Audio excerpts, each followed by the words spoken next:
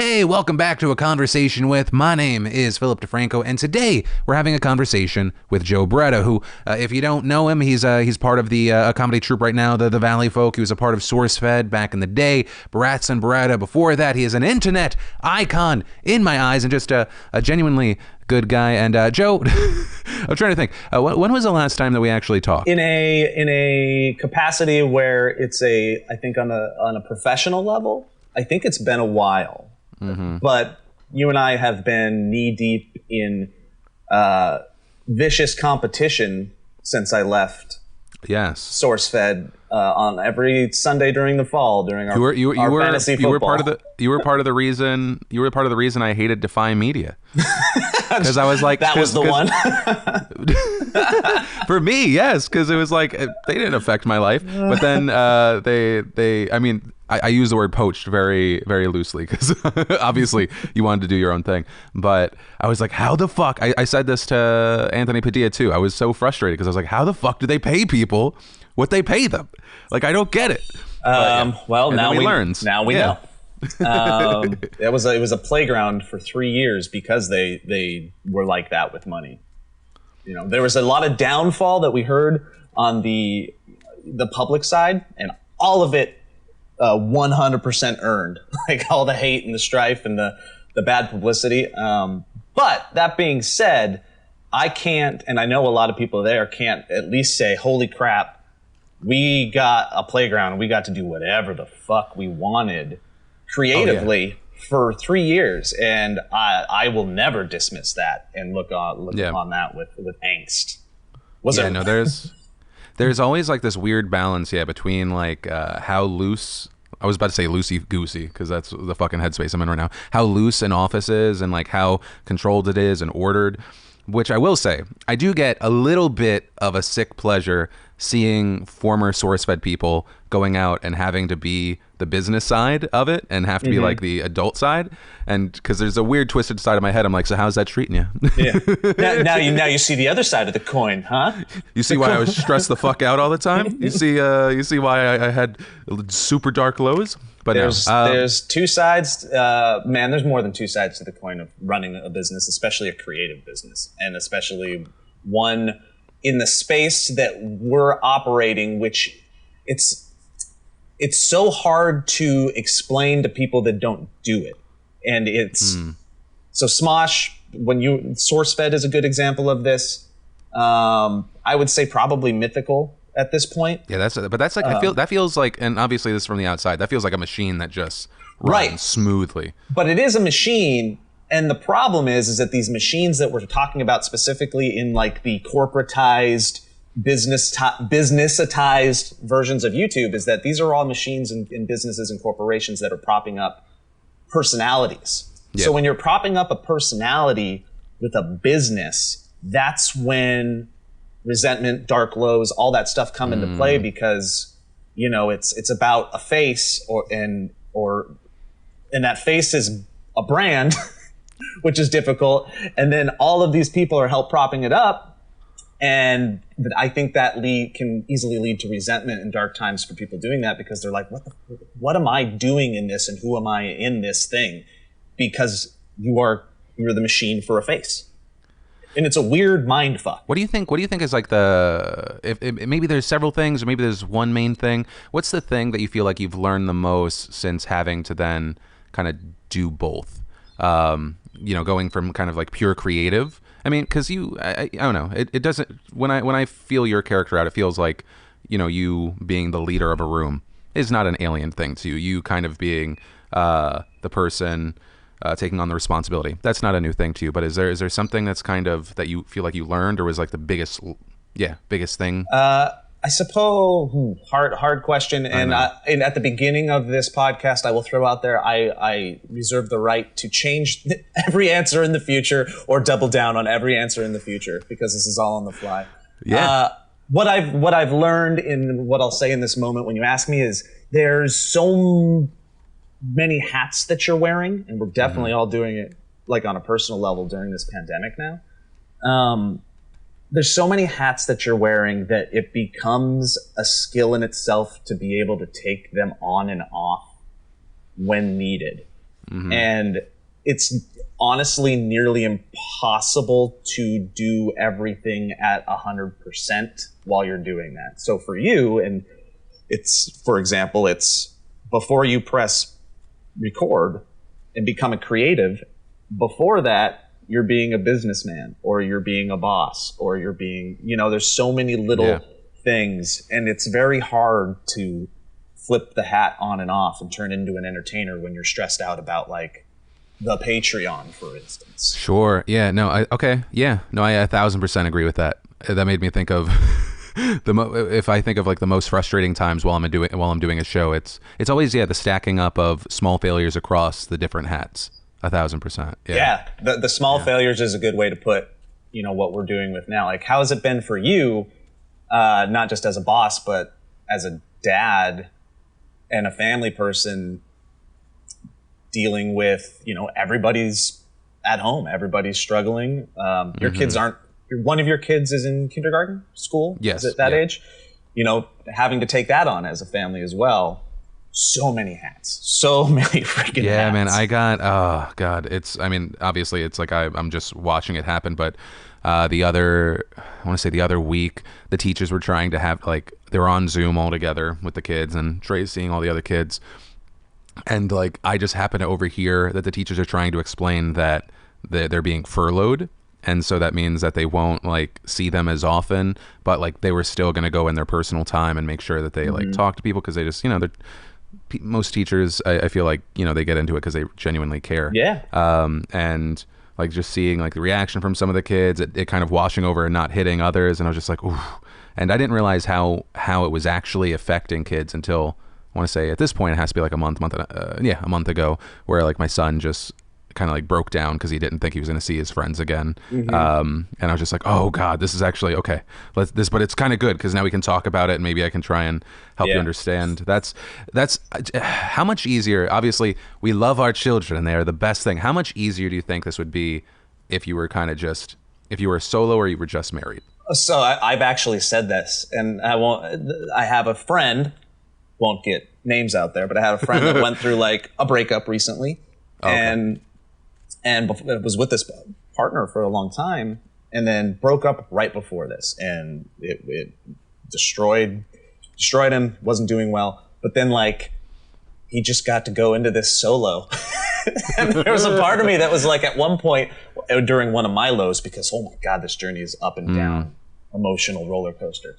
But on one of my lows, I was like, must be fucking nice to not have anyone, because I worry about everybody all the time, and those little failures stack up because of the hats. Where I'm like, I'm a nurse, I'm a chef, I'm a educator, I'm a PE coach, I'm a business person, a leader, an employee, a father, a son, a friend, and to all these things. And on my best days, I'm like, I'm a fucking superhero. I got this, and I'm doing it all. But on my worst days, I'm like, I'm failing at all of these things, and my biggest hat is that I'm a piece of shit.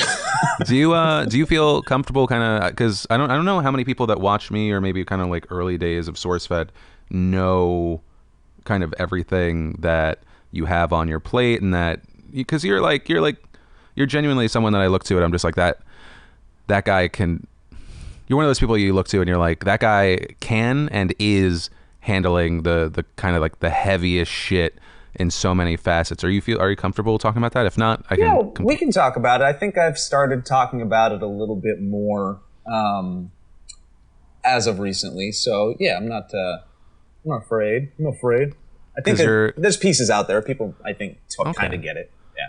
Because you obviously, people know you as a creator. Whether it's accurate or not, I always think of you as kind of the head of the Valleyfolk as far as running the business.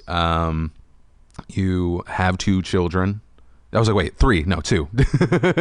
Shit, what? Oh no! I was like, you're married, and can you? Yeah. I was like, I don't want to tell your story for you. Yeah, I mean, basically, my wife has had a variety of health problems since we've been together, 14, 15 years now, and culminating in thyroid cancer that was diagnosed about 3 years ago now. And I will be up and down on the facts about this because there's so much more than that. Sure. And she got a surgery. It was botched. They took the thyroid out, but they ended up also taking out a lot more up the lateral side of her neck, including some very important like tendons and ligaments. And the cancer is not gone. And that's the thing that we're learning about cancer, is that you can survive it and you can beat it, but you're also always kind of living with it, or living with the fear that it's always going to be there, or it could always come back.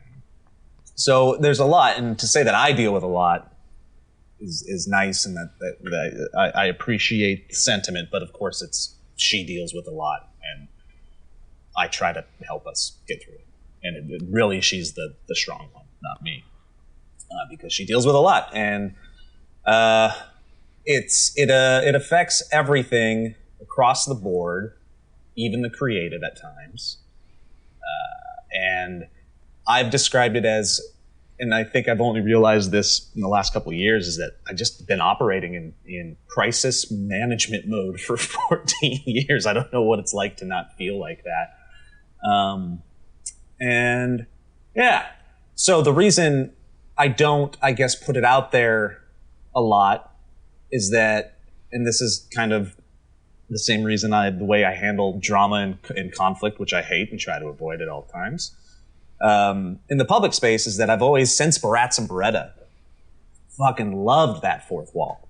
I love it. I think there's something to having some separation between church and state when it comes to creation, and YouTube obliterated that, and I'm still learning how to deal with giving as much authenticity as I can and truth, but also keeping some life for me.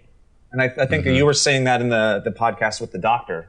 Mike, is that like, there's an exercise that I think we all, as creators on this platform and this medium, have to flex, or some muscles that you have to flex, which is, some of my life's for me, and it's not entertainment. And I think that's the healthiest way to approach it. I think, I agree with you there. The only thing I would come back to is, and I definitely get why you're saying, obviously your wife is the strong one, but I think if I could take something from Mike giving me apparently 2 hours of therapy in the form of a podcast, and Casey following it up right after, I feel like you have to understand and give yourself, and not feel guilty that you're on the journey too, man, right? Yeah. But yeah, I get your headspace. But thank you. Yeah, I don't know.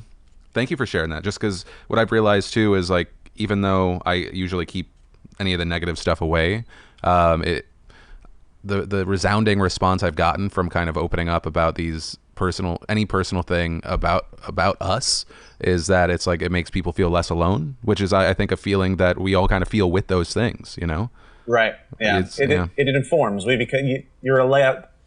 It's the connection through similar circumstances, and and I agree with you. And I think it's, like I said, it's a muscle that I'm not used to flexing.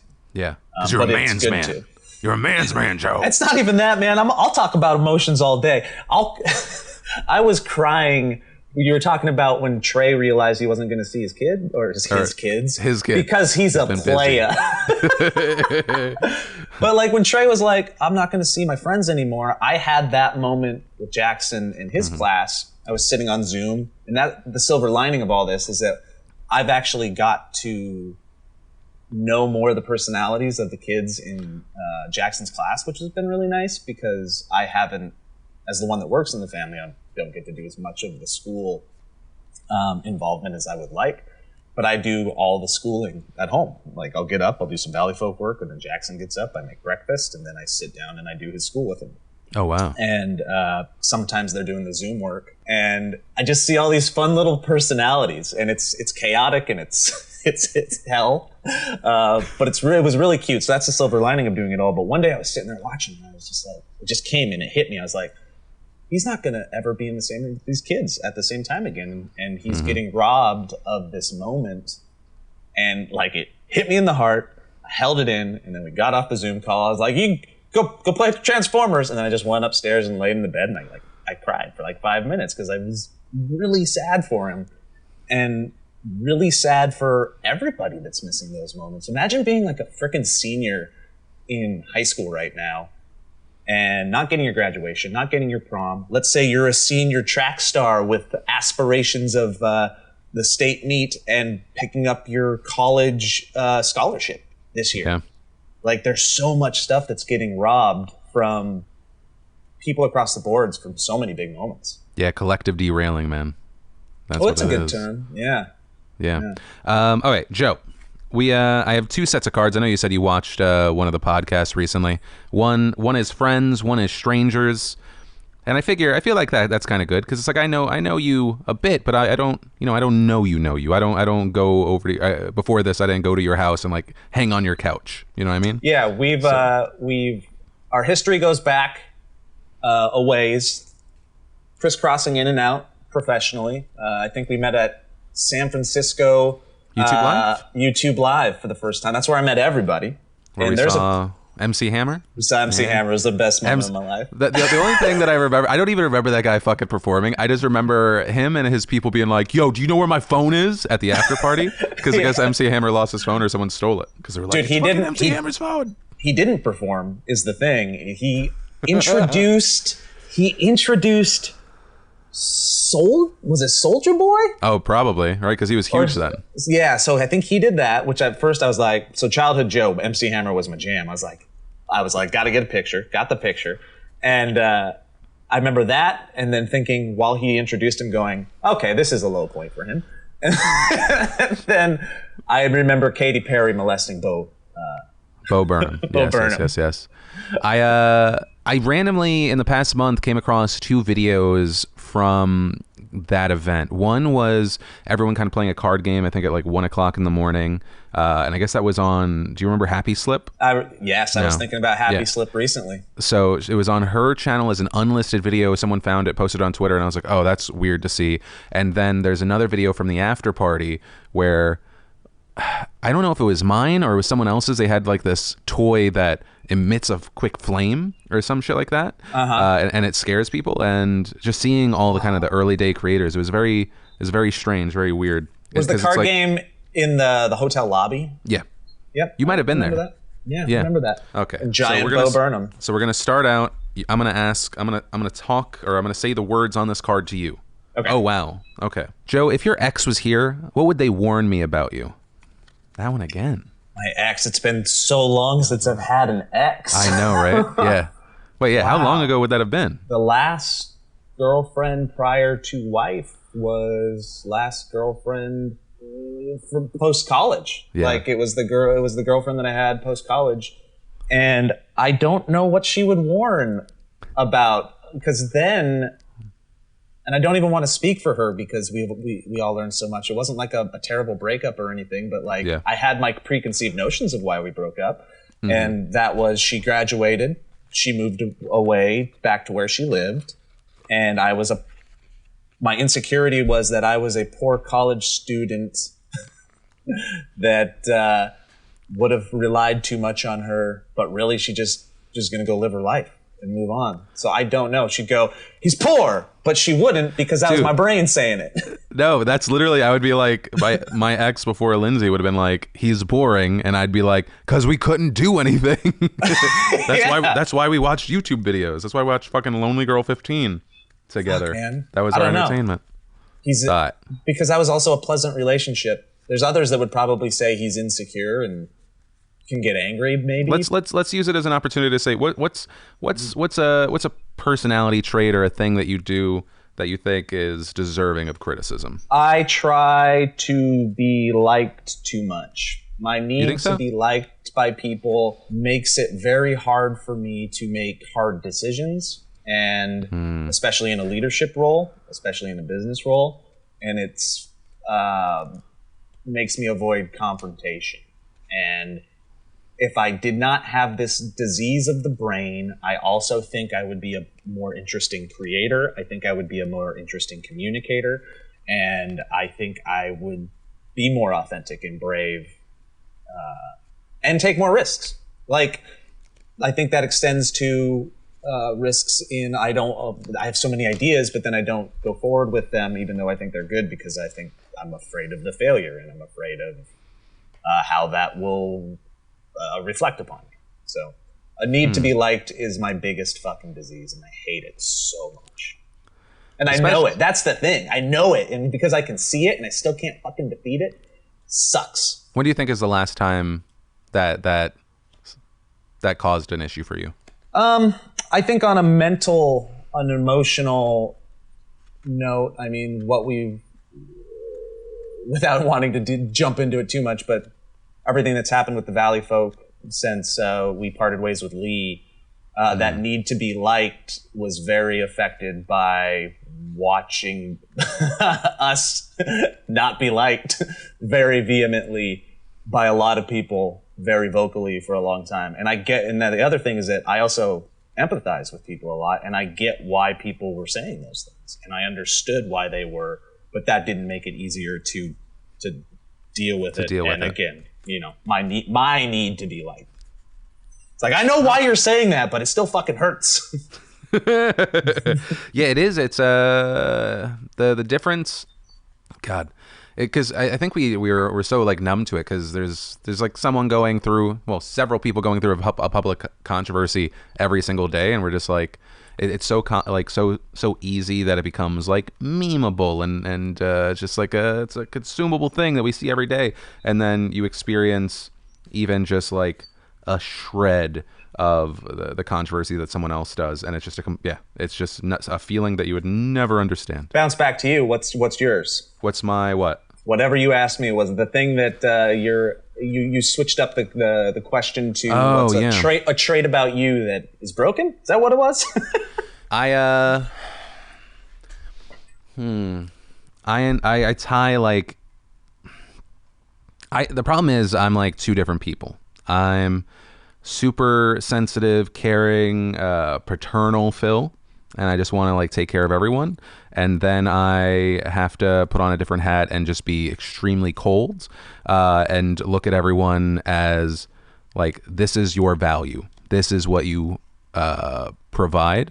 And I have to kind of strip away the human element. And I wish that I was able to manage it better.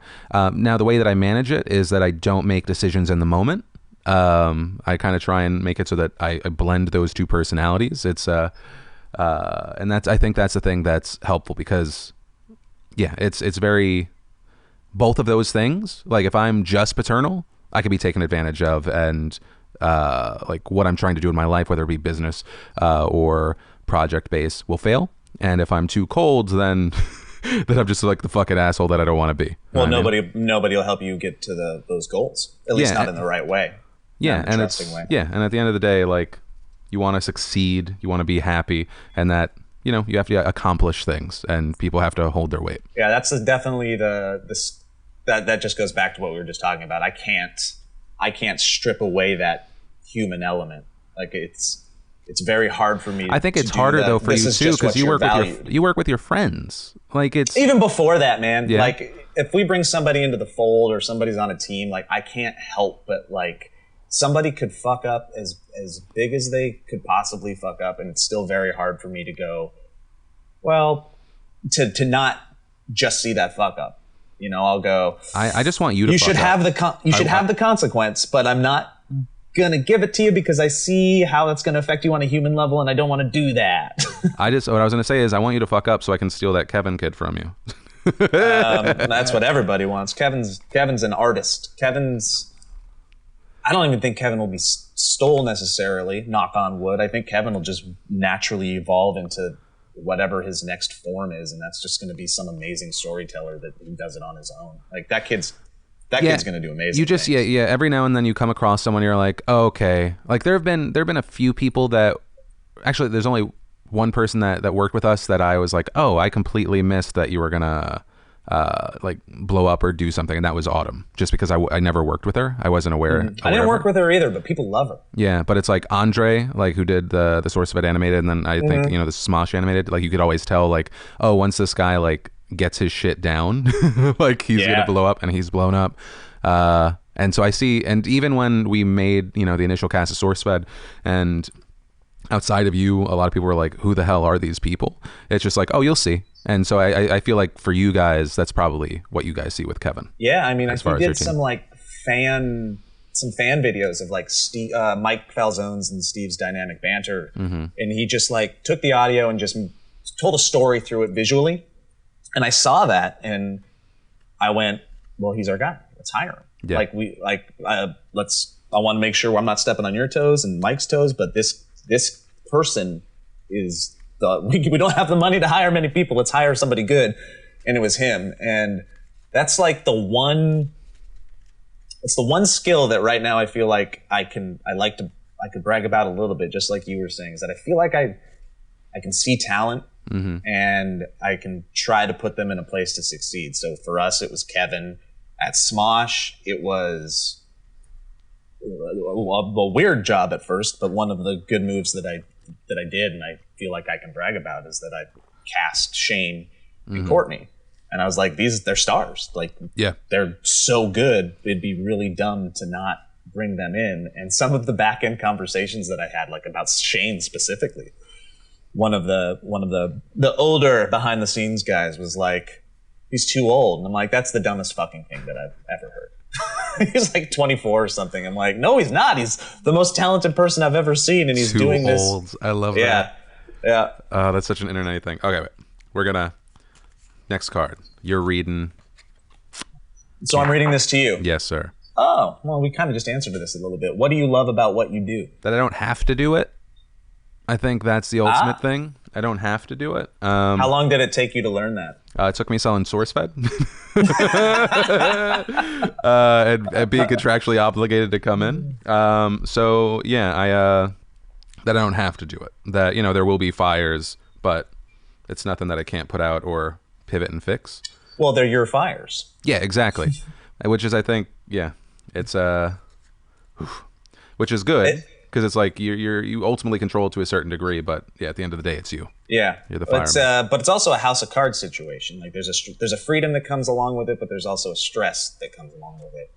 And for you and for me, not to speak for you, but I equate my situation a lot to like it's fragile because it is something that is supporting everything in my life. So it's like the job, which is supported by a Patreon.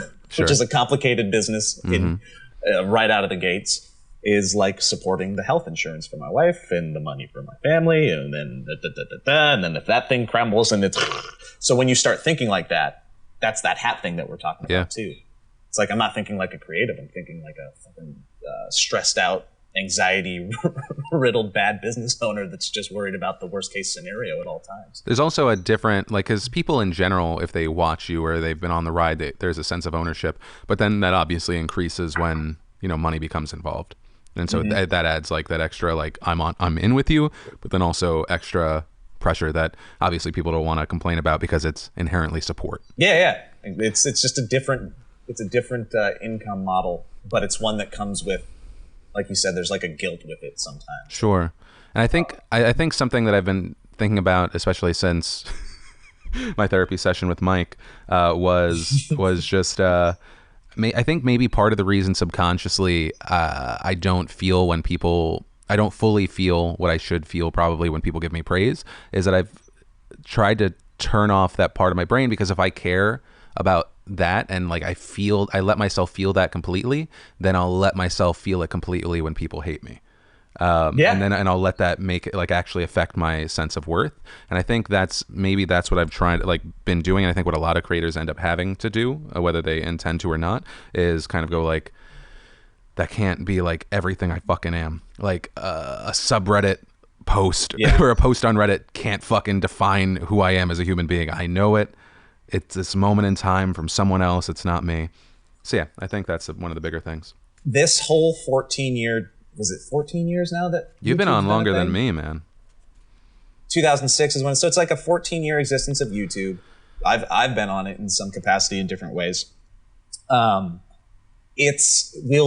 can't wait for the studies of how it affected human beings in the 20, 30 years, whenever the studies come out. Who knows? Because seems like it's becoming more and more just ubiquitous and normal. But like the self-worth is something that is a very interesting word that you said, or term that you said, and I think about it all the time, because the likes, the hearts, all this stuff that doesn't fucking matter is all false validation at the end of the day. But it matters, especially in the world that we are, this business sense, to a point, and we start like self-identifying by it until you stop. But then it becomes an exercise in like, why am I posting this fucking picture? Mm-hmm. Is it because it matters? Is it a relevancy thing? Is it business? Or is it because emotionally I feel like shit right now? My personal relationships at home aren't really doing it for me. We're having a fight or something, and I just need a boost. And then like the motivation behind all the actions for what we're doing, it's very interesting, and it becomes maddening at times.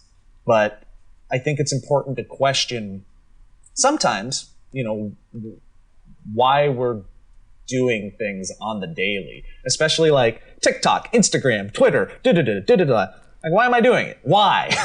Yeah, I last night for some reason I was like, oh yeah, I'm gonna stream myself playing Rocket League on an old dead channel, and then it was just, and I enjoyed it I enjoyed 80% of it, and then there was just like a lot of questions that I couldn't get to, and then I felt that inherent like, oh, I was letting someone down. I was like, why am I doing this? what's the point? It's like I'm not doing this for, I'm not doing it for the super chats. I'm not doing it for this. Why?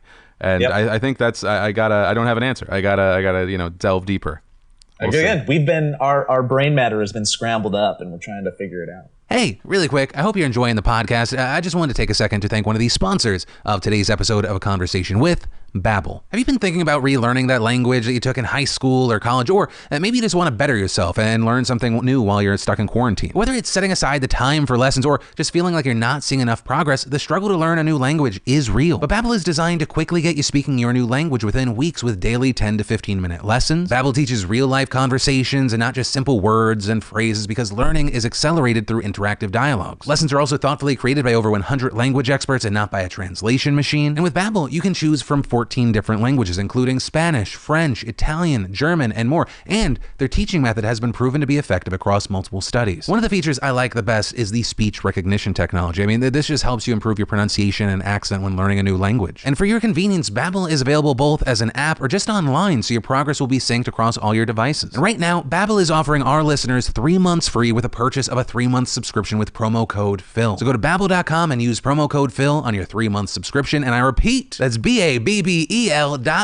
promo code Phil, which is PHIL, in case you were confused. Babbel, language for life. But with that said, back to the podcast. All right, let's see. Ooh, Joe, when you think of your family, what is the image that comes to mind? Right now, a couple things. So in the moment, in the pandemic version of it, closer,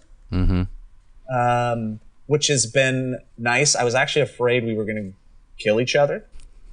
I was a little worried that, because it's, like I said earlier in the podcast, it's very high stress here a lot of the times. It's our normal, but I think there's some subconscious ramifications of that will affect interpersonal relationships. For instance, my daughter has had a sick mom for her whole life, but that's her mom. So she doesn't know any different world, so she still treats my wife, her mother, like any preteen girl would treat her mother, which is like a sociopath without much empathy. Because that's her normal, that's her world. So when our world became more encapsulated and closer, I was a little worried that some of those high stress moments were going to lead to some explosions. And there's been some tiny blips, but we've sat at the table more and ate dinner together, which is not a common practice in our family, but we've been doing that. We've been playing games together, Jackbox games, and my wife doesn't play video games, but she has been. She did Just Dance with the kids. She's been doing Mario Kart, all 4 of us together. So there's been these moments of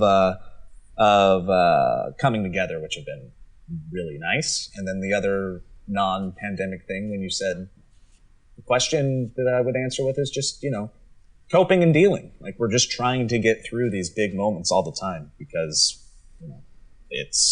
it's nonstop. We probably average an emergency room visit once a month. Earlier this summer, my wife was in the hospital for a month and a half at Cedars, and it's just like these little blips of how we're going to get through this next thing, and sometimes it's with flying colors and sometimes it's not. Yeah, man. All right, I'm switching over to friends. So I don't know what kind of questions we're going to get. What does Phil's penis look like? Well, it curves. No. Okay. Well, there's 3. Let's see. Oh, who takes more responsibility in our friendship? Okay, I'm passing because that's what I'm saying. Like, some of these aren't going to fit. Let's see. No, that doesn't make sense. Penis. Right? No, I'm like, come on. So this is the tough part. Like, again, to reiterate, we're not picking up the phone and calling each other. If you had 3 years left to live, what would you be doing differently? If I had 3 years, is that to me or is that to you? I think no. That's you're asking me. Yeah. Okay. If I had 3 years left to live, well, sorry to everyone in this room and or watching. I quit my job. I just immediately leave you left wondering what was going to happen. Might not be like, Zach, sit down. It's you. Take it off. Yeah. So immediately do that, and then obviously. I'm going to say pandemic aside, and then just travel with my wife and kids, yeah, and try and make memories. I think that's the thing that's come up kind of more and more, is that there is almost a sense of something like, if there is a solid line in the sand, how freeing that would fucking be. And it's the question marks and the unknown that are really like the most evil thing about this current situation, or anyone dealing with any sort of health issue or anything like that, is like the fucking question mark. Because I think that's the most, it's the same like if I am concerned that I'm going to get hit, or I know that it's coming and it's like, it just hasn't happened yet, that's more brutal than like the actual hit itself. So I think, yeah, it would be very freeing, very busy, very all over the place 3 years. That's what I would do. I'd completely abandon it while trying to make sure that I still left the kids something. So I don't know. So maybe that would hold me back though, because I wouldn't want to just blow everything I have. They'll be fine. Kids are resilient. They'll be fine. Yeah, I don't want him to be some fucking pampered kid who got everything. He's got to fight for it. Mental exercise for you.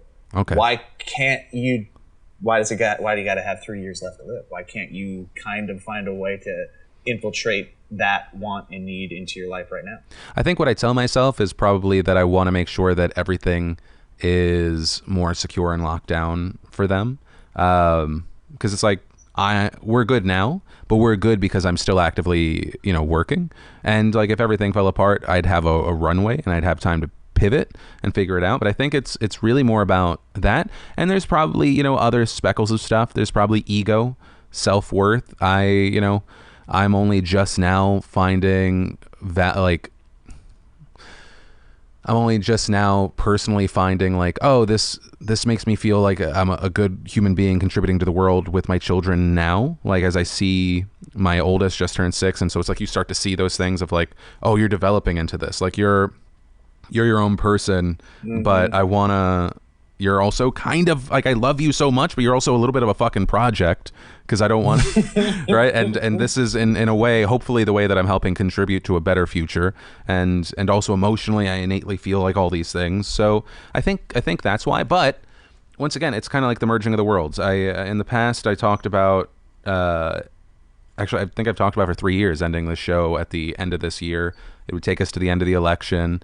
And you said that every year, man. I think for years I've specifically eyed this thing. I mean, before the SourceFed deal happened, I was literally thinking of quitting, and then all of a sudden it was like there was an opportunity that was like, because it was like you could one, be set, and then two, everyone could do these bigger things, and you'd be on TV and digital and blah blah, and it was like so fancy, and all of a sudden I had this renewed spirit. And so I think, but even that kind of taught me, I have the ups and downs, but I've been of this mindset that by the end of this year, something has to change. Every time, even starting up the podcast, 2 weeks ago, this is like me figuring out what the boundaries are, where are the guardrails before I fucking go off the edge. So, cause it was like the pandemic hit, and immediately I was like, okay, I got to maximize everyone we have on fucking staff. I got to maybe the fucking PDS is 7 days a week. So I have everyone doing everything. And then, other people are doing their job, but then I'm realizing it's all falling on my neck. I'm burning out, and so that actually ends up fucking even more people than if if we do less. And so I pulled all the way back to 4 days a week. There's no Rogue Rocket videos. I obviously we had to because of the pandemic. We stopped the podcast, but even reintroducing the podcast, that's the first thing I can add, because this doesn't feel like work. This is me like, oh, I get to talk to Joe, and some sponsors want to be involved, and people are pumped to just see people being people. Like, it's like the fucking best of all worlds. And I'm not stressed about the numbers or any of the fucking other shit. And other people are clipping the videos for me, and other people are like doing the description, and I'm like, if I can just hop in 2 minutes, this is like a helpful thing for me. So it's me finding the guardrails again. There's been a lot of requests from sponsors to do a Friday show, and I'm like, I would love to take that money, but I will slam my head through a wall. That's healthy. And Elliott and I were commenting to each other. We saw your tweet, I don't know, it was like a week or 2 weeks ago, where you're like, I gotta take a fucking break. Oh yeah. And we both brought it up to each other at the same time, and we're like, that's one of the smarter things that we've seen him do. But for real, taking that moment and going, I have to, otherwise whatever I'm making isn't gonna be good anyways. Yeah. I'm gonna explode. But then me being me, what I end up doing is I end up going because that was incredibly well received, which was shocking to me, because I thought people would be like, boo hoo, fuck you, or at least a decent chunk. But I was like, I should have turned it into a video, just because by only doing it on Twitter, our views dropped 30%. When we came back, which was bigger than when I let people know in a video that I was gonna be gone for a month and a half. They weren't informed, but then, so they're like, where's Phil? Yeah, and so it took me a week to just be like, that's fine. That's fine. It's not about that. Yeah. I'm gonna try and stick with these friend ones. Let's see. We got. You already told me the last time you cried. It may not have been the last time. Joe, what can I help you with right now? Oh boy. Well, this is a nice little moment. Phil, all those sponsors that you don't want to take for Friday, send them my way. And I'll put them in our. If you need sponsor help, we got a guy. But I thought you already hooked up. Throw them all my way. I will. Don't you already have a team? Don't you already work with an org? Dude, our podcast goes through Rooster Teeth. We're part of the Roost for. Oh yeah. Not even officially. They just help us get.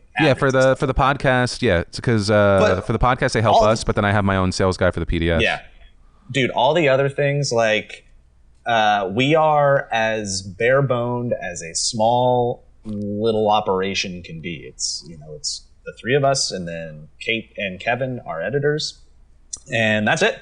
And so it's like sales, all that other stuff, outreach, blah blah blah, YouTube analytics, backends, all that shit. It's all on us.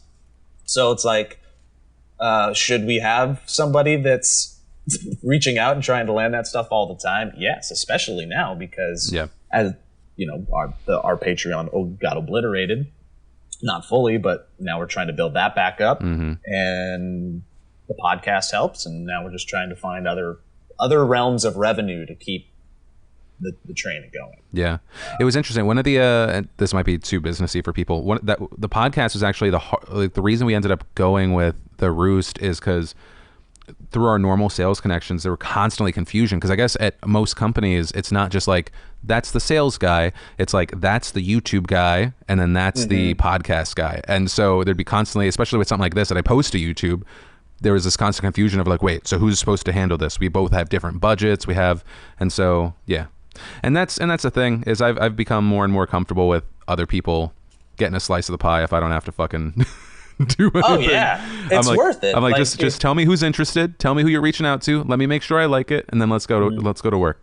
The practice of letting go is so important. Delegation and like you said, just being okay with letting other people at least help you get to a certain point is a valuable life skill that I think a lot of people don't realize. You kind of have to learn it a little bit.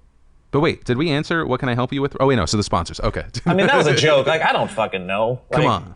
This is a good conversation. This is fun. And honestly, you just bringing us on and letting me talk a little bit about it, and just for us, Valleyfolk awareness, it's a big deal. So you're doing it in the moment, because we're finding, dude, we still get comments that are like, "Wait, this fucking exists?" Oh, really? I saw this. Yeah, or in the last couple of videos were like, I saw this on the SourceFed wiki. I didn't know this was a thing. So apparently part of the team that we don't have is a good marketing team, because the word isn't out there as much as it should be. So us talking about it more helps. Yeah. YouTube.com/the Valleyfolk, right? It has the in front of it. Yeah.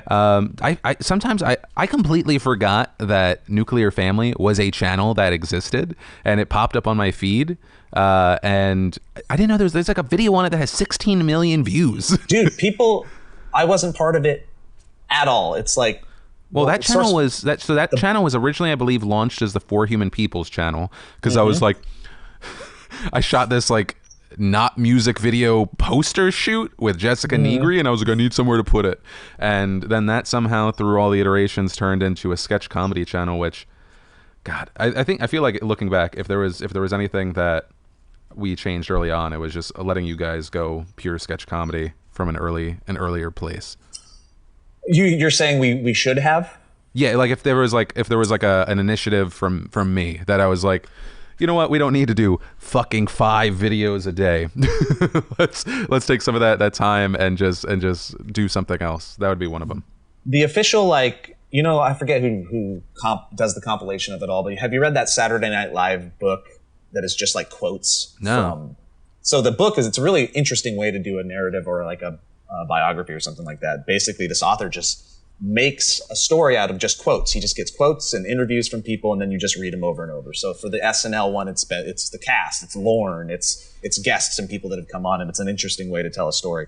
The SourceFed version of that will be wild, and because it went so many directions, and like you said, we could have done that, but what we did was also so unexpected and different, and I would say, I don't want to say unmatched, but it's like it was just this unique little ball of creative energy, which wasn't what you wanted it to be out of the gate. I know you had a vision, and then the three of us came in and just did what we did, which was write and be funny, and we just lucked out that we all had the ability to write, and it just became this thing. And the fact that it evolved into Nuclear Family, like you said, is crazy.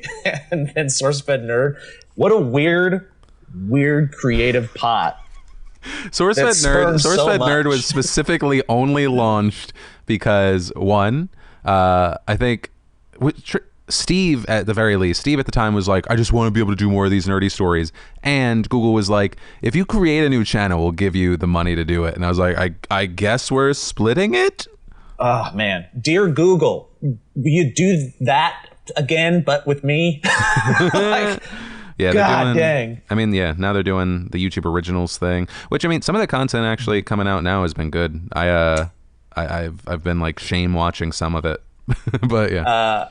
What was it? The YouTube Red series and stuff like that? Well, yeah, because now they don't put it behind a paywall, which thank God, because like, I don't know, I get why they were doing it, but it's just.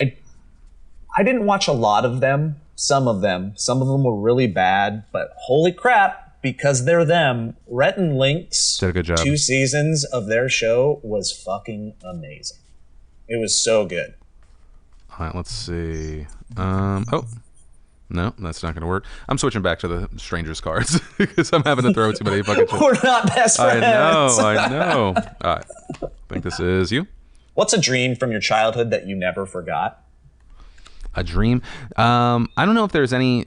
Okay, so I'll say there's one specific one, but there was always a common theme. There was like, I was like having to, and I think I have this in my head because I was originally born in the Bronx, of like me going up like the fire escape, having to run up to the roof, and then seeing, before I got blinded by it and usually woken up, seeing a nuke go off. I had this constant random fear. Constant random fear of like every time there was like a loud noise or like a bright light, like someone flipped it on, I thought a bomb went off, and I was always just like, yeah.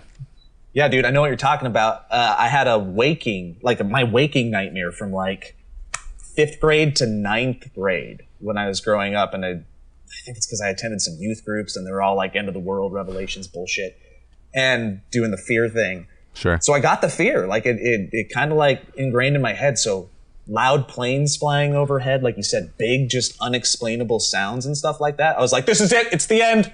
And I would mentally prepare in so many moments for it without telling anybody, because you don't want to be that crazy fucker. And I was just like, okay, this is it? Okay, I'm okay with it. And then it wouldn't happen. Yeah, I've come to realize that if there is an end of day situation, I am a pure fetal position person. Like, it was always just grab pillow.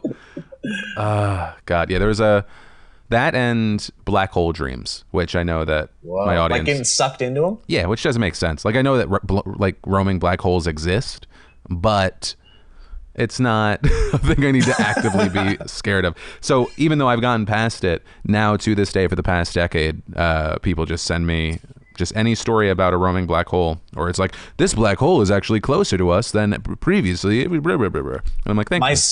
My son... He's 6. He's like the same age as your son. And he has recently learned that someday the sun is going to engulf all of humanity if we get to that point.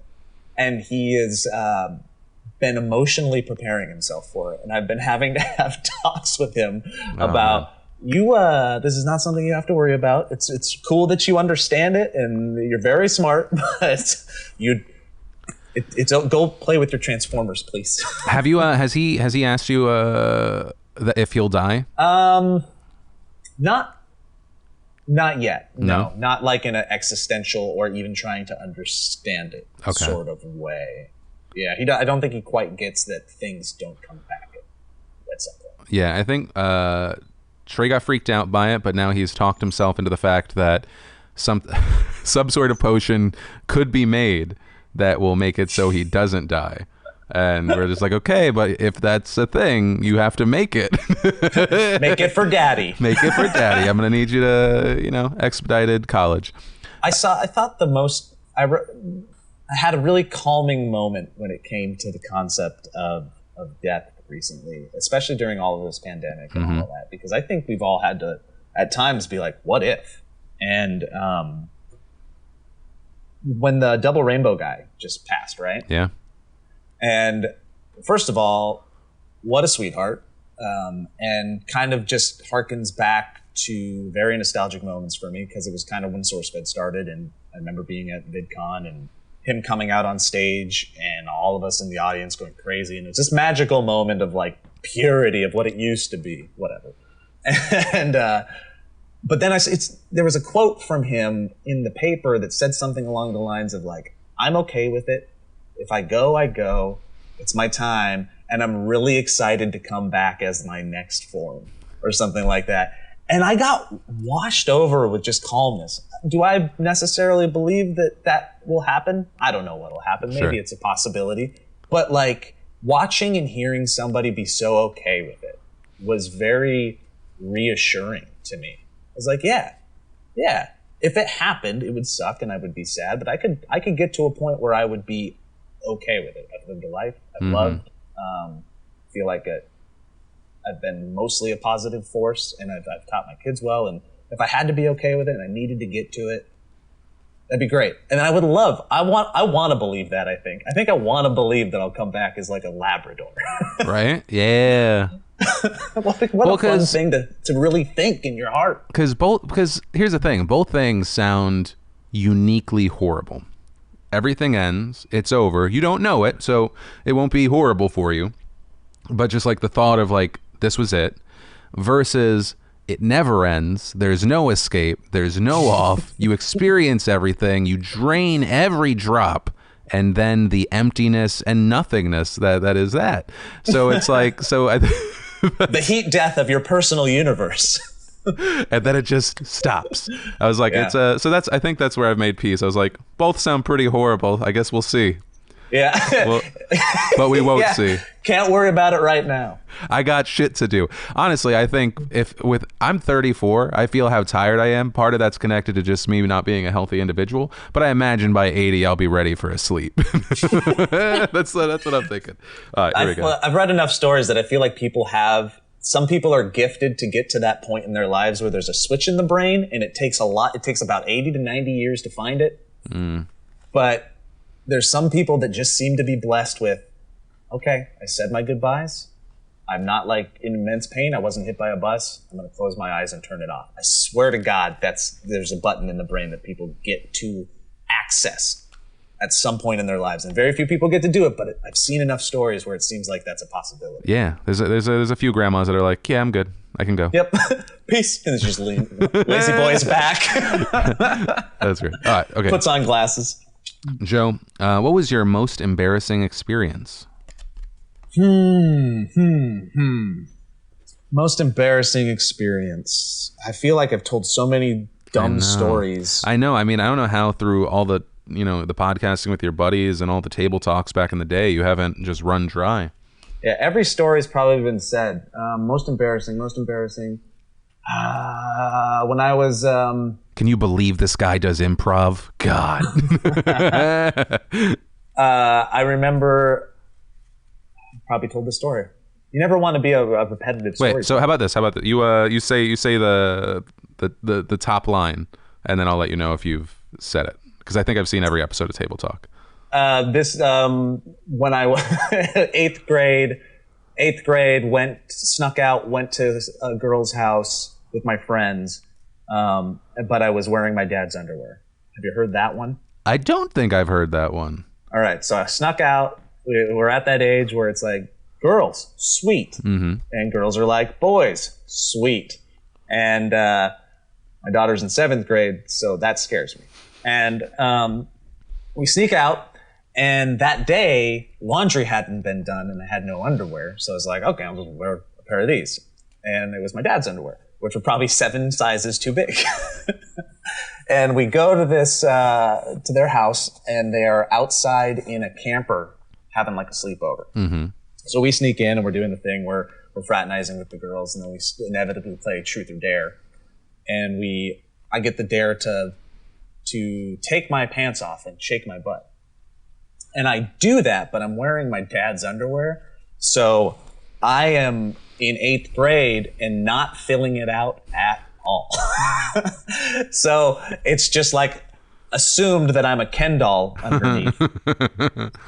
And then it gets revealed, I think, on the playground the next week that I'm like getting called like No Penis Joe or something like that. And that starts spreading around, and then I'm in 8th grade, and I want to be liked, and I probably had a crush on every single girl in that thing. And I remember going to the Friday night football game at the high school when it was all coming to an emotional climax, and I confronted them, and I hate confrontation. And then I cried, and then I walked around the track crying with my friend about being No Penis Joe and how much I hated him. So that was pretty embarrassing.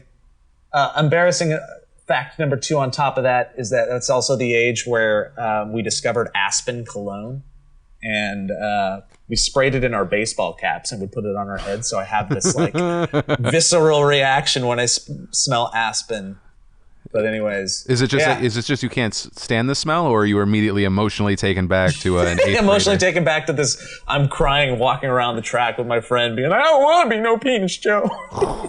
Dude, you're lucky you were born when you were, because like I would have probably been like, oh, is that No Penis Joe? When we were looking at your video for SourceFed. I also know for the next 3 weeks on Twitter, I will be known as No Penis Joe, and that's fine. I like that you think it's only 3 weeks.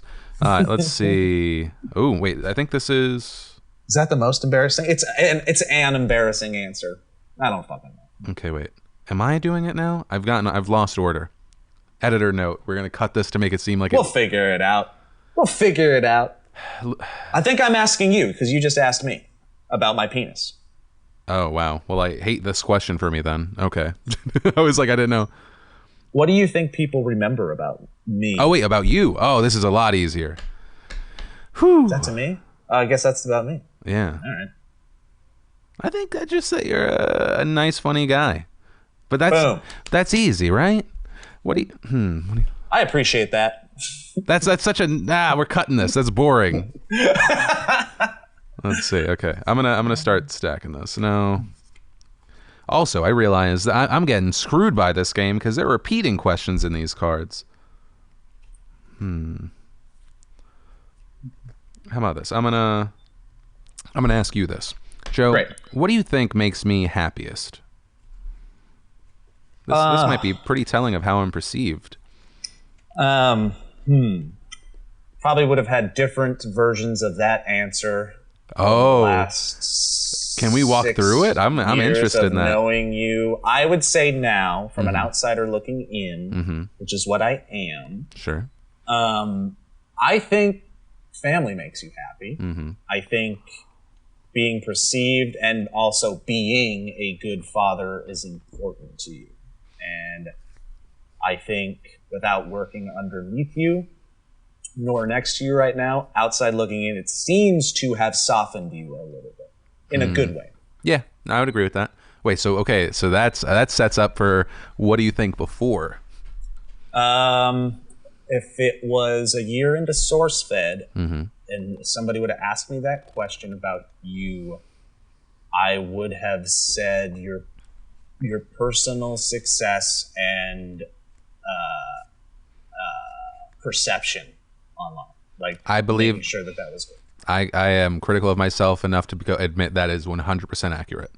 There was like, all right, we did it. Yeah, like I got this like weird personal joy because no one had really done a sale at that point too. So all of a sudden it was like feels like this business genius, and like there was all this like other confirmation of my greatness in some way. And so I think probably outside of like the earliest that I started on, there was a small moment of like me being the most me centered that I've ever been. Okay, then I'll ask you a question then. How would have you handled the sale in regards to your company and the people that work for you differently if it happened now as opposed to I would have I've thought about this. I wouldn't have sold. I would have it would have gone one of two ways. I would have either shut down, which I would have hated, or more likely I would have started a because I don't even know if Patreon was around then in that form, but I would have tried to crowdfund, because the only reason I didn't go that angle is because at that time, if I remember correctly, there was such a negative connotation for any sort of crowdfunding. But no, I think that would have been the way to go, because I mean, a big part of the reason that I even signed it, other than I was supposed to there were other guys that weren't speaking for the company, that shouldn't have been speaking for the company, that said like one of the big opportunities was that I'd be able to use their sales team as a way to make money for me and our company, so we could do bigger things, and that we could get the existing talent on TV, because that was like really interesting. Oh, that big TV allure. Yeah, because you know, there was I don't know if I ever talked about it with you specifically, but it was like I always had kind of this dream of trying to build something that was this perfect blend of TV and internet, and they had a relationship together. Like imagine if like one of my favorite shows, and I think a lot of people growing up, and obviously it's a different avenue, but like one of my favorite things was G4 TV. I was just about to say, yeah, G4. what the fuck? Because that was like the most internet-y show before like the internet was as popular as it was and as utilized and had its own kind of swing. So it was like, what does it look like if you have that thing on TV and it has a relationship with online, and maybe there's, you know, UGC, user generated content, that is like from that core audience that then makes it to TV, and it's like we build this big community. There's always like this big thing, but then like the number one thing that, aside from factors that I can't control, like other people, you know, their aspirations, the levers that they'll pull or not pull, is I get fucked because I have to be in my room for 6 to 8 hours by myself and not actually move it. And so I have to be an expert at picking people and delegating. And that was never really the case. And it's one of the things that I think I've always suffered with, is like definitely like after the fact, when I like look back, I didn't always choose the best thing. So, but yeah, I think the main thing would have been crowdfunding, because yeah, I think a lot of people don't realize is that at that time, like SourceFed was losing so much money because we weren't going to get any more Google funding. It's a big operation too. There's a lot of people in that building. And that's the thing, is like, so yeah, I think that's one of the main things. If I don't have the books like still in front of me, but if I remember correctly, it was at a point where I was either losing money, even with the Philip DeFranco show having sponsorships, or we were like net neutral. So we were like running in place. And so there was something that had to happen no matter what. It was either the breaking down, the selling off, but option 3 for me would have been fan funding, because I think we could have done it with that. Then. Yeah, I think we could have done it with that.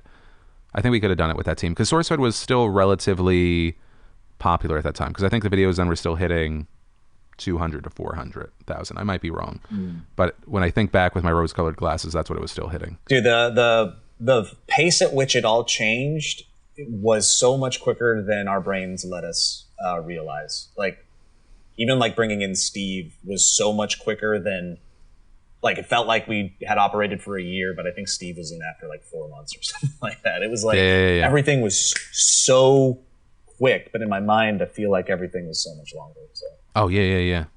All right. That's it. Let's see. I appreciate you being honest with that. Oh, yeah. Hey, man. Well, I guess also it's not like I could do anything. There's something freeing about not working with one another. I'm outside looking in. I don't know if you've changed inside of a building. No, I'm just horrible. I'm a horrible individual. All right, let's see. Joe, what's the wisest thing anyone has ever told you? Oh, fuck. Oh, God. Everything else anyone has ever said to you is worthless and garbage. Not really. It's going to be a bullshit answer. I wish, like, quotes stuck in my head the way they should. Like, some people, they can just pull them out of their ass. But it's some amalgamation of, something in the realm of just be kind and spread it as much as possible through your actions and your choices is really what it comes down to, because we're all fucking in this together. And again, this pandemic is showcasing again that's the case, but we're also so polarized right now that so much of it is forgotten. Yeah. So that's it. I wish it was deeper. No. Let me call Elliott. He'll have a better answer. All right, Joe, what is something? I'm just going to start doing rapid fire and just asking you because it's easier. What is something you think what is something about you that you think would surprise me? Oh. And I guess probably the rest of the audience. We've talked about it so much. I don't know, maybe surprise. I'm not as happy or manly as perceived online. I struggle with happiness as much as anybody else, especially the last few years, the last 5 to 10 years. I think a lot of that is wrapped up in self-worth and figuring out who I am. And again, when you're in crisis management mode, it's a lot harder to figure that out, because a lot of my decisions have been based on what do I have to do right now to make sure that I support my family and keep my wife alive. Yeah. Well, so if, let's say, the Valleyfolk Patreon completely went dry and the whole thing had to stop, what do you think we would do? Pre-pandemic, I was very confident that I could find a job.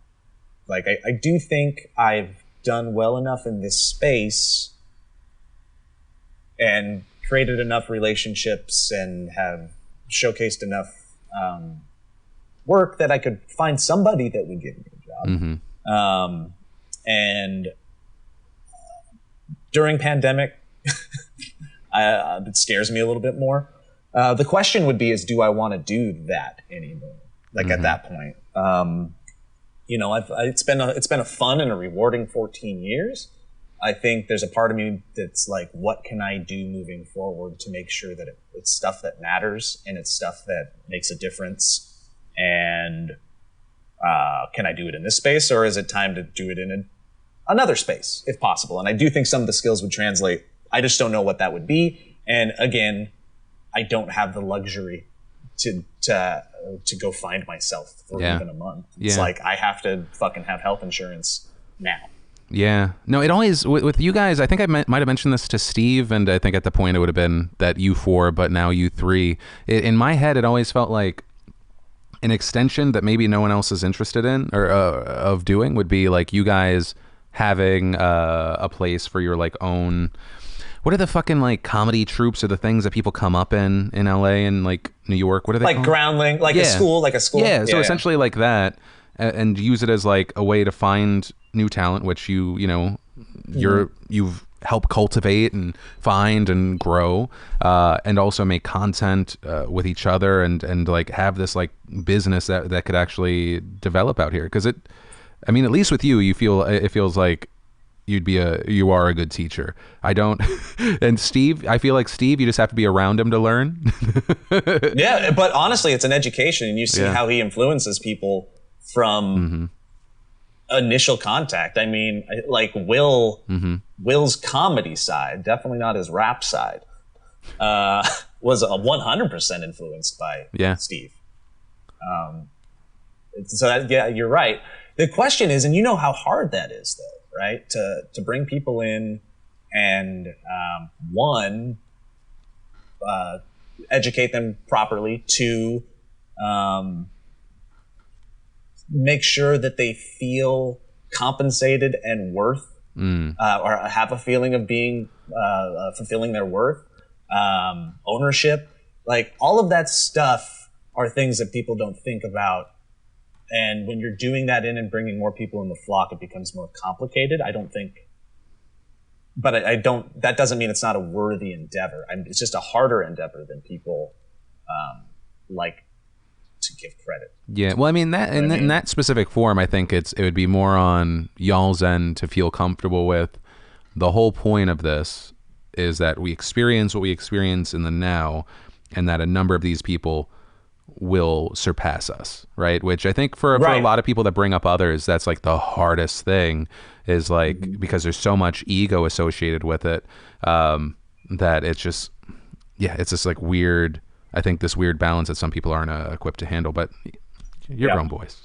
you gotta have that. I 100% agree. And it's like, you hope it's something that you truly believe in, because it's like, I want to bring you up, but only to this point. Like, then it's like friction, resentment, things fall apart. Like, you gotta you want people to skyrocket, and you want to help them, and you got to be okay with that in that type of realm, I think. Yeah, well, because otherwise you could be complete, like, there's only three ways, right? One, people come in, you feel like they're not that good, they're not doing their part, they're not making the now good enough. They're the people that make the good, make it good in the moment.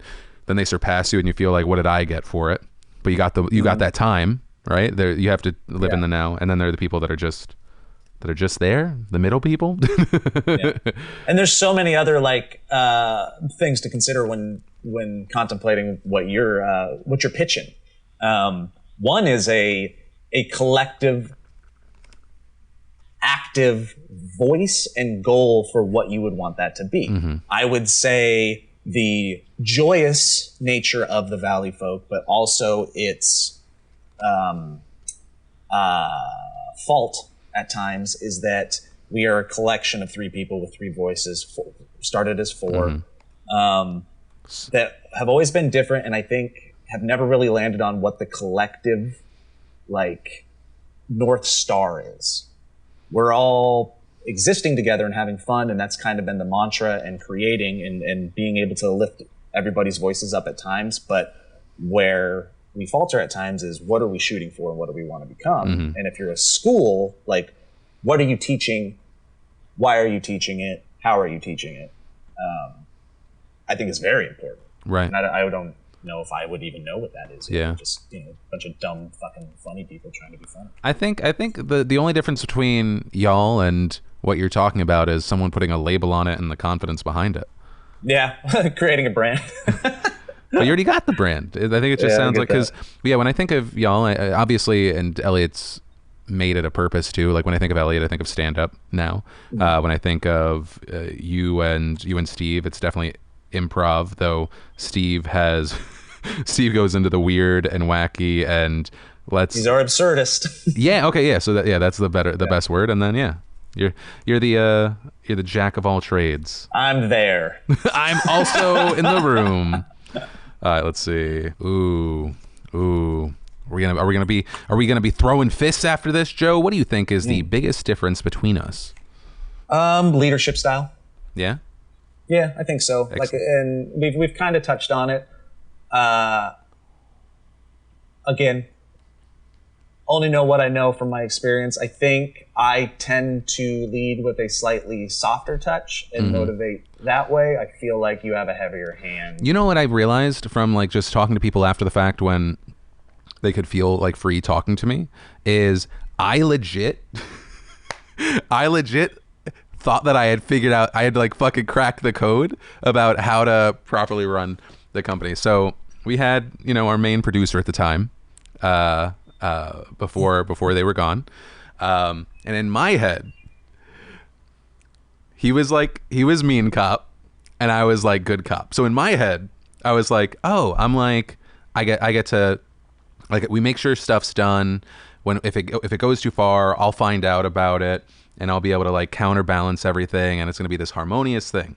And what I've come to realize is that no, what happened with that person was just perceived as essentially my extended hand. And so what that person would like do with like the harshness or the coldness of like, just this has to happen, it was just viewed as my extended hand. And that was like a thing that I wish I was aware of. Cause, you know, I would have to, cause not to like completely offload it, cause I would have to be, you know, like, this is the fucking fact of the matter. Like this is, or like if there was like a big thing that came through of like, we're gonna need to do this big project. I'm like, and how does that get paid for? Like stuff like that. It's obviously like that for stuff like that. But I definitely, yeah, I view that time through a different lens and outside of my own shoes now. Yeah. I feel like when we were associated and you were my boss, I feel like I was, and again, I'm not under you now, so I can't say sure what's changed and what's evolved. I feel like I was working for a Phil that was figuring out and also kind of who didn't necessarily want to be a boss. Like, I feel like you were... After a certain number of people, yes, that's incredibly accurate. I feel like I thrive with 5 to 10 people. Yeah, and I think that makes sense, and that's kind of how it was. And I didn't know the frustrations behind the scenes for you and stuff like that, but sure. It was more of a, I'm going to keep it as separated as I can because you were also doing your own thing while trying to figure out the new thing. Anyways, I think you were learning back then, and whether it was prior examples from other bosses or what preconceived notion of what a boss should be, I think you thought a little bit of a heavier hand was the way to go because that's what bosses do. I kind of want to expand on that. When you say heavier hand, like in what way? Because this maybe is helpful for me now. Because no one, because you know, it's like I'm me. I don't get to see me. You were a very swift with criticism. Definitely at that time, yes. And I would say way more passive aggressive at that time. Yeah. And publicly. Yeah, no. So that's because that Phil around that time would passive aggressively tweet anger about something that had happened internally, which is like not a thing that you fucking do. So, I mean, you saying that is you know, like that fucking sucks for employees because that creates an environment of like, what the fuck am I going to do? Yeah. And it sounds like you've learned, so there's no reason to go to it, but you were that person. Yeah. Swift with criticism and not often presenting praise. So yes, yeah, no, that's 1,000% accurate. The environment that we had with you at that time was almost competitive. A competitive nature can be healthy, but I think you accidentally created a competition within the thing that you wanted to create and be successful. So you had trouble, I think, with building up the success of that thing while also building up the success of your thing because they were similar, maybe. Sure. But yeah, I feel like you were learning and you're figuring it out. And I think becoming a father and being a business owner for a longer time seems to have helped. Again, I don't know. Yeah, no, I think that would be kind of one of the bigger changes of the last, God, it's been so many years. But kind of looking for any reason to give people praise just to counterbalance just criticisms. I feel like that's because otherwise it's kind of like when you're in a relationship and you're like, you know, I love you. You know, you're great. You know, everything's good. But it's like, no, but I need you to fucking say it. I need you to like show it in other ways. So I totally get that. Because in a way, it is very much a relationship because you're with those people almost more than your everyday family. So no, I definitely... Yeah, I agree. And I think struggling with realizing that you are, and this is not just a you statement, this is, I feel like probably struggled with this at times too, but all new bosses as well. You were reluctantly a leader. And I don't think you understood that people were looking towards you as a source of inspiration. I'll say that I still struggle with, because I have such I live inside of my head. I'm a hypercritical person of myself. So I'm, in that way, I think I'm very self-involved. And so it's like an active effort for me to like kind of step outside of that, 6 to 8 hours of shooting that show and then do the extra step.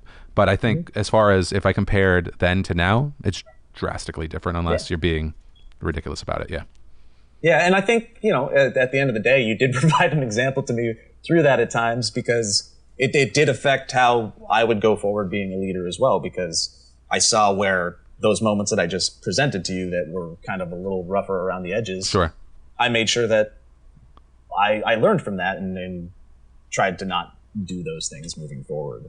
And again, probably to the point with my own faults of I probably need to be more critical at times, because it's also just as important to let people know where they're doing it wrong. I just do it with a soft. Totally. No, because then sometimes things that shouldn't be done happen. And then sometimes there's waste. Sometimes there are things that detrimentally hurt the company, but everyone felt good doing it. But then at the end of the day, it was actually a net negative. So I think we feel each other on that, because because I totally think what you're saying is valid. It's also easier to say that it's valid because I very much perceive who I was then to be to a different Phil. I mean, let's turn it around. What were my failings while I was there? Well, I didn't find out until years after even SourceFed was done that you were inherently like angry and not happy about stuff. Like that never really came to my attention.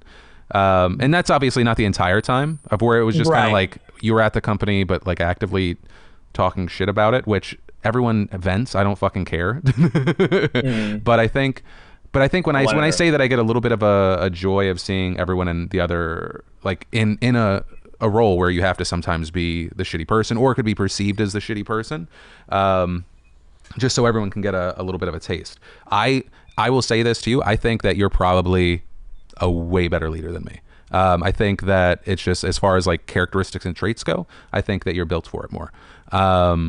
But yeah, because it's very easy for me on the opposite end of it to, because like kind of you said, resent. It's very easy to start resenting things, because every day I would see like the numbers of what was happening, and like feeling like all like my heart and soul that I was throwing into the show, which this is based off of a decision I made to sell at the time, was being drained. And I was essentially just I felt so shitty. I was like, what am I doing with my life?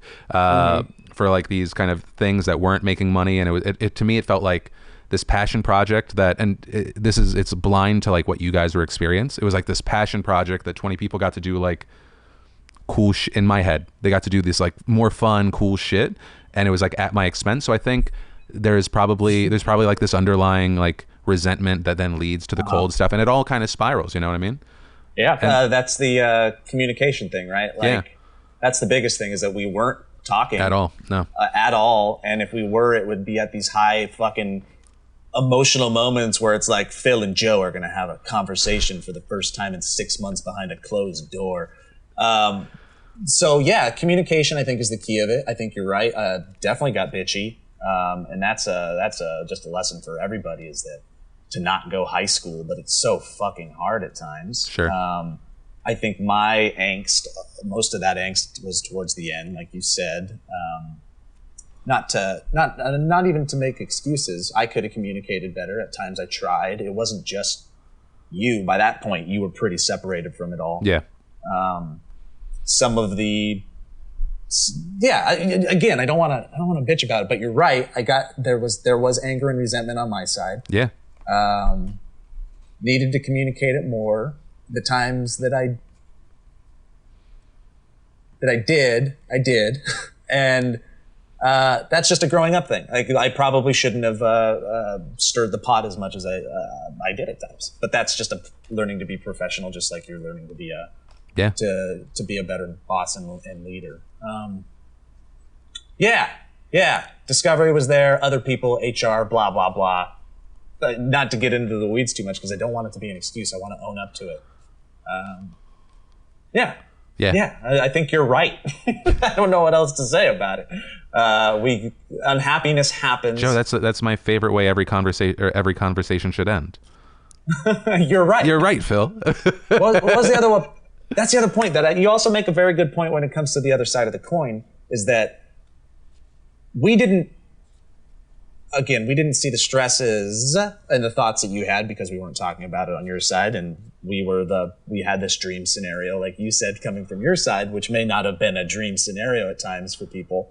But it's true because I've been on the other side now and have had a cast of people where it's like, why are my thought immediately going to, do you have any problems at all? Because you have this great job where you get to be funny and people are behind the cameras making videos of you and editing for you.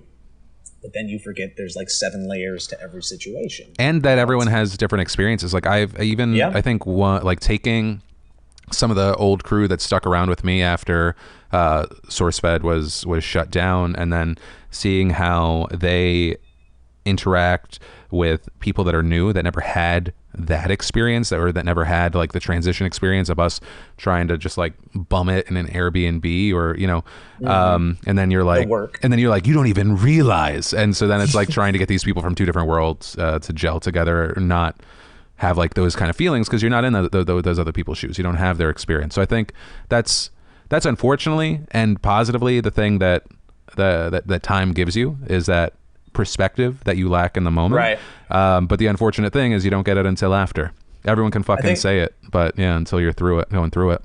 It's literally, it comes down to that fucking word, is that word, communication. It's even with the 3 of us at Valleyfolk now, it's like a lot of the problems that we'll have, it's just, let's just sit down and talk. And it takes time and it takes effort and it takes away from other things, but it's so fucking important. And I think probably most importantly with that is it takes the desire for there to actually be like an end conclusion where you all exist together. Yeah. And you don't always have that with everyone, which actually I think this is an interesting question off the top. Joe, what are you going to take away from this conversation? What am I going to, a little bit more perspective. Yeah. Yeah, I think so.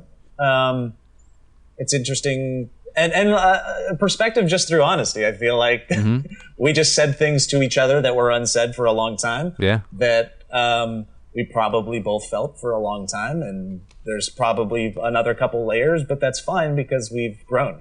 Like in this moment, it was kind of cool. And we've grown. And there was no fear to talk about it, which was cool. And we're doing it in front of a crowd for some reason. Because that's the fucking weird monsters we are. Because our brains have been fucked up by social media. Let's see. Oh, Jesus. These are like lined up for us. Joe, how do you think our differences can enhance our relationship? This is on the stranger card. That's interesting. I feel like it's just a rehash of what we just talked about. Yeah. That it just creates perspective. Like, again, through my style versus your style, learning from it. I think there's a good mesh. Yeah. I think it's I don't know. Yeah. How do you answer that? How do I think our differences can enhance our relationship? I feel like, in addition to the perspective, just learning about you as a person is interesting to me. Because I mean, even before you start working for me, then during, like, I've always greatly respected you.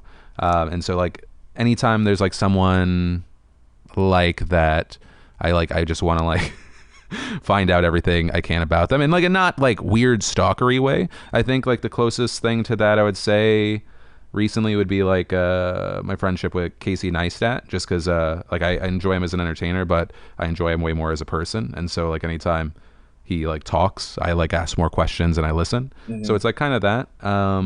For you, I think it's less of, because I'm not looking to you as far as like skill, like I'm not going to dive into improv, but as far as like you as like an emotionally stable man, even though I know that you said like, how you present yourself is different, I think I look to.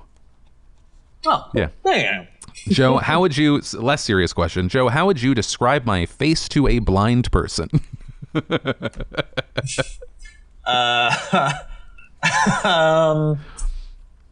How would I describe your face to a blind? I was gonna say kind of like right now, like mine without a beard, but maybe with a slight bee sting. Oh, you son of a bitch! You son of a bitch! Joe figured out Joe just figured out the safe way to fat shame in 2020. No, we're very similar right now. I didn't. Gosh. Yeah, look at your hair's up, dude. It's huge right now. I got so much. It's nuts. How would I explain your face? I thought you just did it. I'd be like, dude, there's like there's a big old hole on the bottom, and then there's kind of like a mountain in the middle, and then there's 2 more holes right after that. Why are you treating this blind person like they're an alien? You're like, so this is what it is. This is how. God, Joe, one of my favorite times were you and Steve at DeFrancoDoes, because my name was right up there, but it was 85% your show. I got to just be there and be like, you guys are crazy. That thing was an experiment in live showcases that for some reason worked. Yes. It was really fun. Every single one except LA. Was LA bad? I can't remember. LA somehow turned into people applauding if someone should like stay on stage. It like accidentally became people like applauding based off of looks. Whoa. Do you remember this? It was because it was like to kiss Will or something like that, and it was supposed to be like like something about like, you know, their personality being showcased, but then we ended up having like 25 people, and I was like, well, this show is in the shitter. Apparently, I blacked some stuff out, and all of the rest of them just kind of like go together. Like I don't even remember. Sometimes I forget we went to certain places. Yeah. Chicago? Did we go to Chicago? Chicago was great. Chicago was a great show. That was a rowdy crowd. All right, Joe, if I looked through your phone right now, what's something I'd find that would embarrass you? Man, let me look at my phone real quick. I'm pretty safe about not being too stupid. The most scandalous stuff that I've ever put on the phone is Steve and I we get the SAG screeners. Yeah. You know, so like Hollywood would, and every time we got one for like 4 years, whoever got it first would send a picture to the other one. And but the picture would always be like kind of our testicles would be in it. That sounds very So there's like pictures of my manhood like covering Matthew McConaughey's face. And here's me thinking that it's just Steve Zaragoza that's the fucking walking HR problem. I mean, I do it. I should have looked at the people enabling him. I should have been looking at the people, literally everybody at the building not complaining about it. Everybody laughed at Steve's nuts. I love that. That's 1,000% driven just by power of character. 99% of people that do that fired. Shame. Yeah. Everything's over. To be fair, he does not do that anymore. I think he's learned the folly of his ways. Let's see. Okay. Okay. Oh wait, there's something more embarrassing and more recent. I'll send audio recordings of my farts to Steve to make him laugh. Of course you do. Of course you do. Which is why when I said I was a hireable person earlier, I was wrong. Joe, is there anything in these last kind of 10 minutes that you want to talk about? So I don't. Oh, I don't know. We talked about SourceFed. That was fun. Yeah, I always have to be fucking careful with how we say stuff, because it's like we can never get specific. That was the main issue that we had with Will. I was like, I'm gonna get sued. Well, not to elaborate on that so much, because we all need to grow past it someday, but just because it's at the top of my mind, I just want to give props to like all the talent that grew from it in unexpected places, and they're people that like I look to as just like massive artists and hard workers, and I love everything that they do. Some specific ones off the top of my head are, Sam. Sam came out of nowhere, great, yeah. And he's this genuine, super funny, super capable, professional human that, talking about people surpassing you and becoming a better version and doing things. Sam, if he hasn't already, is well on his way. I love what he does. I love his passion. Darren Girdner. Darren Baumgartner. Motherfucker's an artist. Yeah. And I loved watching his hustle. I'm waiting for like even his ascension. Even you saying that, like the amount of talent that came through there as interns is fucking wild. Like that's just Raina. Raina Scully. Was one. So I think there's something magical about that, about how the people that were the foundation behind the scenes ended up becoming like some of the brightest shining stars of it. And I think that's an important thing to consider. Autumn's another one who I didn't know, but she's up there as well. It's really cool. Just so many artists came out of it. Yeah, it was like a little incubator of creativity, which is I think if actually I can't wait. Here's a question for you. How will this is a tough question. How will the pandemic change your business moving forward?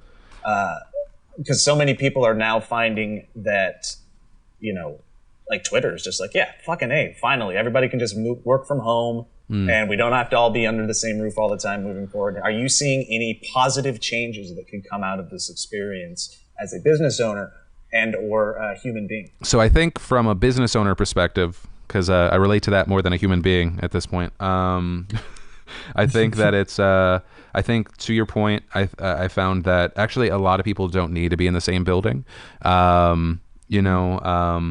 Production, obviously, like the people running the cameras, switching, stuff like that, that's going to be important. The people editing, it's made easier from the same facility, but you don't even have to like see them. You can just transfer it digitally. Our writer researchers have been doing a fantastic job from home. Yeah, I mean, I think what I've realized is I think our lease here is done in March or May of next year. We don't need a studio that's this big. I think that we can use a smaller facility that ideally we could purchase because it's smaller and that's easier. And yeah, because right now every day I come in, I'm just like, I'm burning this much money to be in this fucking studio by myself and doing everything at almost I just touched the mic, almost the exact same rate as before. So I think that's the biggest change is realizing I can still have the number of people that make sense. The editors will need to be in-house or have a really good connection. But aside from, but I also need to think about it, turn, human switch, because I think that for me to get through the past month and a half, a lot of that has been me hoping that what's happening is that the teams are, aside from like my end of week emails, that it's like if something big is going to happen, or like just making, like letting people know that the situation's staying the same, where it's like I'm not having everyone come back, that they're able to lean on one another. And so like, and then doing check-ins with the people that I've delegated to make sure that that's actually the case. Because when we were talking about like what's the smartest thing that anyone's ever told you, it's probably my dad. And there's a lot of ways that it could be perceived as a bad thing, but it's focus on you first, right? Same kind of mindset behind you put the mask on yourself first before everyone else. By the time this video comes out, it'll have been like 3 weeks since I had like my public panic attack, where I was just like, I gotta go for a minute. And so I think, I'm right now in the process of, I need to think about me before comforting everyone else, and hope that the systems that I've put into place and are taking care of one another. And then if not, once I have my own shit together, helping there. Yeah, it's an interesting, I'm only thinking about it in the moment now. Like the Twitter thing sounds nice for some people. Like, oh yeah, you can just work from home for a lot of these things. But at the same time, a business is, you want it to be more than just like an exchange of money and work. You want to create a culture, because then people are buying into the culture that you're creating as well. And that's really tough if you're not all in the same place. And a Zoom meeting is not a culture. So that's interesting. I wonder how you do that moving forward. Yeah. If anybody does that moving forward. Yeah, well, I mean, I think inherently a lot of the jobs are solo, in the sense of like, obviously there's collaboration and fact checking, and just having human connection is incredibly important. But it's like on any given day, one person is responsible for one piece of content. that I work with, and then they, double check and like let me know if I'm going to get hit on something because maybe I said something, the wrong or the less than ideal way. And then the editor is specifically working on this one piece, and so it's like it is collaborative. I don't know. It's going to be I think if anything, it's making me think I need to check in more often. But once again, I'm going to go back to it. Once I just make sure that I'm fucking patched up, because it's like this is only like one aspect of what I'm dealing with. Right. Yeah. Are is family good, healthy? Are you? Yeah, family's good. You guys had the little scare. Wait, with Lindsay? Is that what you mean? Yeah. So the thing that sucks is like we got one of those like concierge doctors who's like, oh yeah, we'll give you the fucking antibody test, and then it came back later that it was negative. So maybe Lindsay just had like some other. It was literally the worst I've ever seen her. But it wasn't like a full 14 days. She was hit hard for definitely 2, and then it's trailed off. But she took the antibody test. It says negative, or that she didn't have it. But then also, like, very few people that are getting the non-FDA approved one feel secure at what it's actually saying. So it's just like, yeah. But since then, everyone's been good. Everyone's been healthy. Good. Obviously, we're still in a time where someone coughs and everyone's like, what? What happened? Dude, I cough and I'm like, what happened? What? Yeah. I hate it. It's but just even uncertainty. And I've just like, I'm already a little bit of an awkward human being, but me interacting with anyone now, especially if a motherfucker doesn't have a mask on, I'm the most awkward human being. Like, you'd think that like the floor is lava. Like they have like fire breath spewing out of their face. Yeah, I'm gonna have to. I was already trying to remember how to be a fucking human being, so this is adding some course time. There's a lot of missed facial cues now that are just lost with the mask, and I'm finding that a lot of my awkward and anxiety communication with other human beings when I pass is always doing like the very nice white people smile and nod, and I do that all the time. But now my smile's covered, so now I'm just looking at people. I'm not expressing with my eyes, and I'm just staring as I walk by. Like you said, it's like we're going on a walk, and it's okay. Well, I'm going to take my kids, and we're going to walk in the middle of the road. And now we're going to get back on. Stop signs aren't a fucking thing anymore. Have you noticed that? It really? It's crazy. You seeing people just going through them? Constantly. There's been so many wrecks outside of my house. They're like, rules are gone. It's nuts. I hate it. I will say I know that people have talked about this before. I've never seen more people outside ever. There's a lot of people enjoying the sun. Yeah, which hey, do it, man, because if I didn't get a chance to go out on the weekends now, just get a little sun, I would go crazy. I'm probably doing it more actively now than pre-pandemic. Because I'm not even joking about it. I've talked with friends and I was like, I feel like I was oddly prepared to handle this situation. I was like, because I've been building a system where I don't have to interact with another human being ever.